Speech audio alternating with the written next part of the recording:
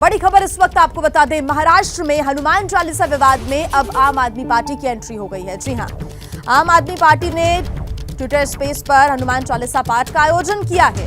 रविवार को आम आदमी पार्टी की मुंबई इकाई की ओर से आयोजित इस हनुमान चालीसा पाठ में उद्धव ठाकरे, देवेंद्र फडणवीस और राज ठाकरे को भी आमंत्रण भेजा गया था।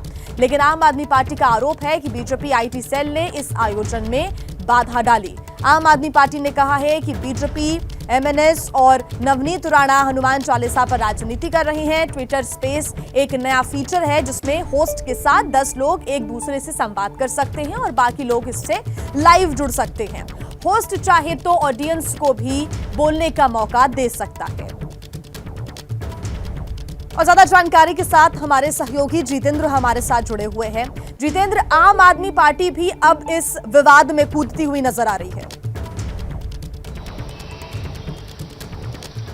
जी हाँ, बिल्कुल। जो आम आदमी पार्टी का प्रेस नोट आया है उसमें बताया गया कि आम आदमी पार्टी की तरफ से ट्विटर स्पेसेस पर हनुमान चालीसा के आयोजन का पाठ रखा गया था, हनुमान चालीसा के पाठ का आयोजन किया गया था और उसमें जो है शामिल होने के लिए एमएनएस प्रमुख राज ठाकरे को भी इनवाइट किया गया, महाराष्ट्र के मुख्यमंत्री उद्धव ठाकरे को भी इनवाइट किया गया और पूर्व मुख्यमंत्री देवेंद्र फडणवीस को भी इनवाइट किया गया था। लेकिन इनका साथ में आरोप ये भी है कि बीजेपी के आईटी सेल के सदस्यों ने इस पाठ के दौरान जो है खलल पैदा करने की कोशिश की, इसमें बाधा डालने की कोशिश की। तो यहाँ पर एक बात ये भी गौर करने वाली है कि आम आदमी पार्टी जो है इस पूरे विवाद में क्यों कूद रही है। तो इसके पीछे मुख्य कारण ये है कि अब से कुछ दिनों बाद ही मुंबई में महानगर पालिका के चुनाव होने वाले हैं। अभी तक तारीखों का ऐलान नहीं हुआ है और उन चुनावों में इस बार आम आदमी पार्टी भी बड़े ही आक्रामक ढंग से उतरने वाली है। पहले से ही उन्होंने अपना ऑनलाइन कैंपेन शुरू कर दिया है और अपनी मौजूदगी दिखाने के लिए अब जिस तरह के मुद्दे राज्य की राजनीति में छा रहे हैं, मुंबई की राजनीति में छा रहे हैं, ऐसे मुद्दों पर आम आदमी पार्टी भी अपनी राय रख रही है और उसमें भी अपनी दखल रखने की कोशिश कर रही है। ठीक, जितेंद्र आप हमारे साथ जुड़े रहिए। बीजेपी के नेता राम कदम हमारे साथ जुड़ गए हैं।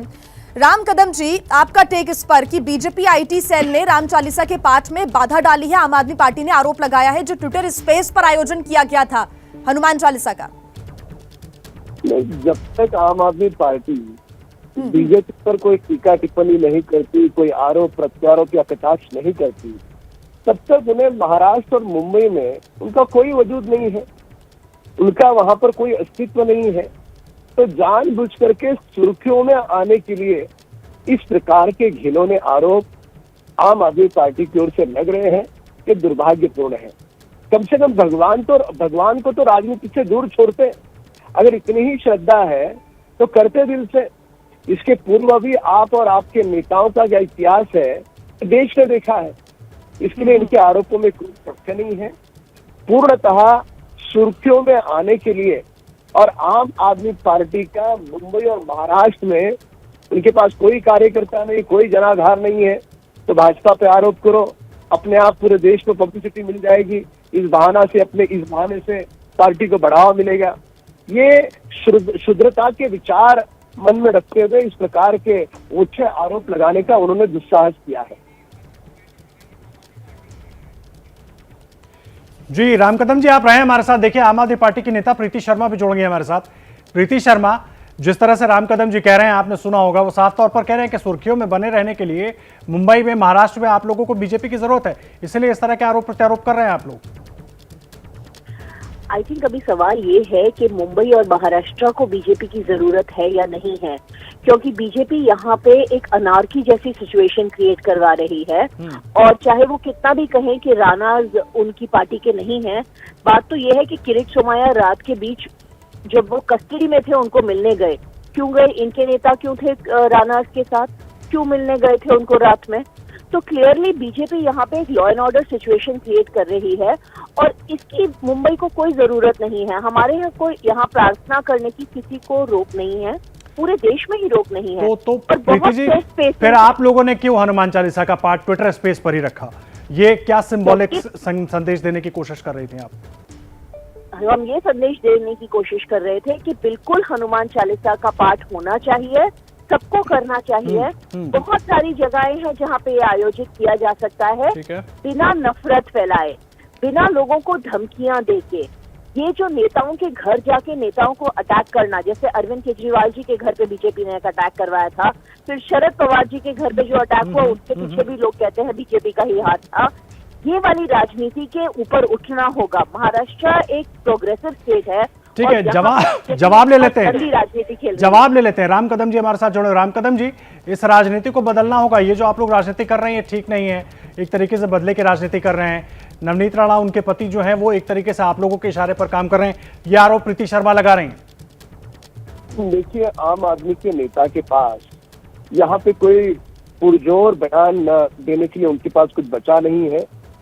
किरीट सोमैया जी के ऊपर शिवसेना के लोग हमला करते हैं और बुरी तरह से उनके गाड़ी पर हमला होता है, जाते जाते उनकी जान बच जाती है। इतना जानलेवा हमला होने के बाद शिवसेना ने कार्यकर्ताओं ने करने के बाद भी वे शिवसेना और महाराष्ट्र सरकार के प्रति कोई विरोध में नहीं बोल रही है। वो किनके विरोध में बोल रही है? आम आदमी पार्टी के नेता जिनको पीटा गया उनके विरोध में बोल रही है। अगर भाजपा नेता किरीट सोमैया जी का क्या अपराध था?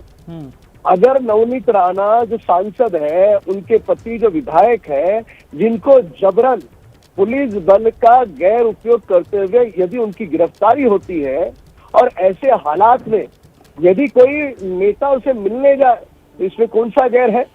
पुलिस की मौजूदगी वहां पर है, पुलिस थाने के भीतर पथराव होता है, पुलिस थाने के भीतर मारपीट होती है और आम आदमी पार्टी महाराष्ट्र की सरकार की आलोचना करने का छोड़कर यदि वो भाजपा की आलोचना करती है तो ये कितनी ओछी राजनीति की ओर गई है, ये इसका एक उदाहरण है। ये पहला बिंदु। लेकिन राम कदम जी, ये जो आरोप लग रहा है कि नवनीत राणा और उनके पति के पीछे बीजेपी है, इस वजह से वो इस तरह से राजनीति कर रहे हैं हनुमान चालीसा को लेकर, इस पर भी आप अगर कुछ बता दें तो प्रीति शर्मा ने जो आरोप लगाए उसका जवाब भी हो जाएगा।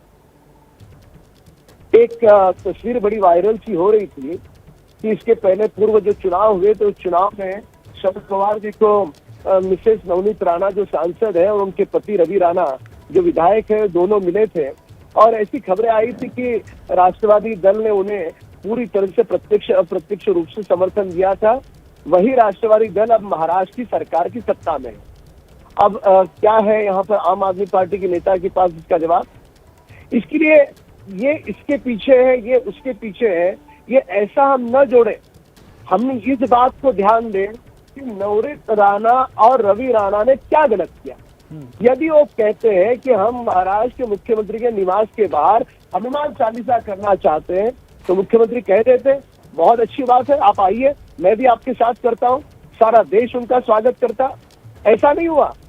जो घर में सांसद और विधायक है उनको घर से पुलिस भेज करके जबरन वहां से उठाया गया, उन पर झूठ मूठ के सारे मुकदमे दर्ज किए गए, उनको कारावास भेजा गया और जो उनके घर के बाहर दंगे कर रहे थे, ठीक है, हुल्लड़ मचा रहे थे, गुंडागर्दी कर रहे थे, उन पर पुलिस ने कोई कार्रवाई नहीं की। क्या बयान है आम आदमी पार्टी का इस पर? यानी वे अराजकता फैलाए। जवाब ले लीजिए राम कदम जी, जवाब ले लीजिए। प्रीति शर्मा, क्या दिक्कत है हनुमान चालीसा से आम आदमी पार्टी को? हमने तो हनुमान चालीसा का पाठ ट्विटर पे किया, हमें क्या दिक्कत हो सकती है हनुमान चालीसा से?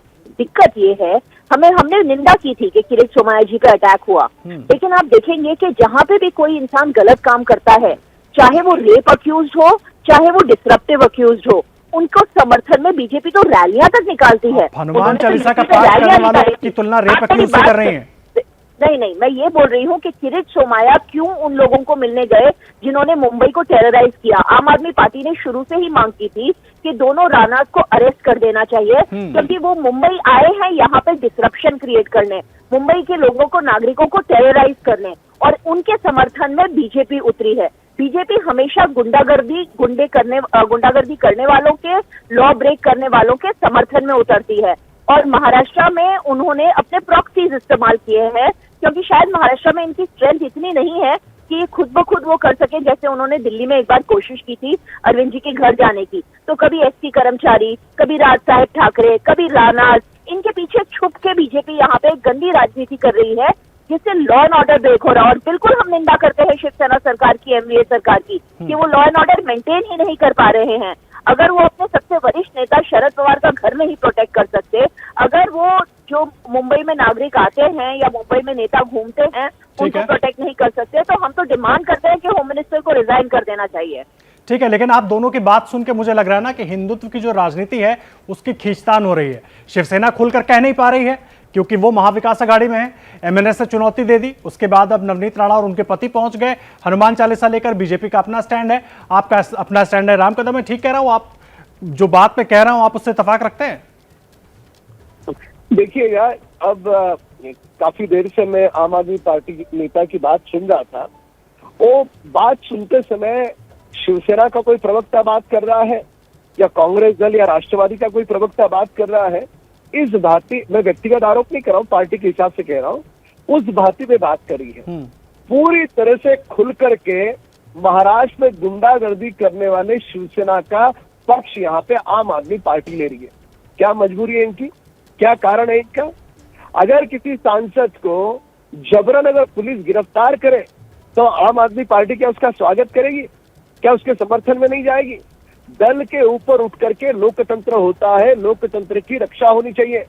महाराष्ट्र में लोकतंत्र पूरी तरह से डूब चुका है, पूरी तरह से अराजकता है, पुलिस का गैर उपयोग किया जा रहा है।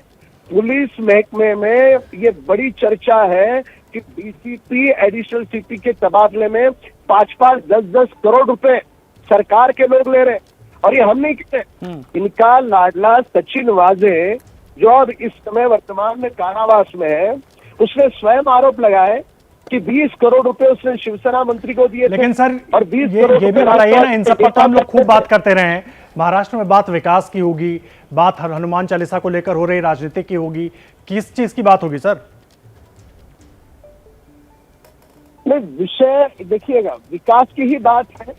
महाराष्ट्र की ये 3 दलों ने लोगों का विश्वासघात करके सरकार पर आए, राज सिंहासन पर बैठे, वे अपने सरकार का दायित्व का निर्वहन करते हैं। ये तो वसूली करते हैं, ये तो लोगों के पैसे लूट रहे हैं। सर, जनता सभी को देख रही है, जनता सभी से उम्मीद करती है कि सभी अपने अपने दायित्व का निर्वहन करें। बहुत बहुत शुक्रिया राम कदम जी और प्रीति शर्मा जी, आप दोनों का ही बहुत बहुत शुक्रिया हमसे बातचीत करने के लिए।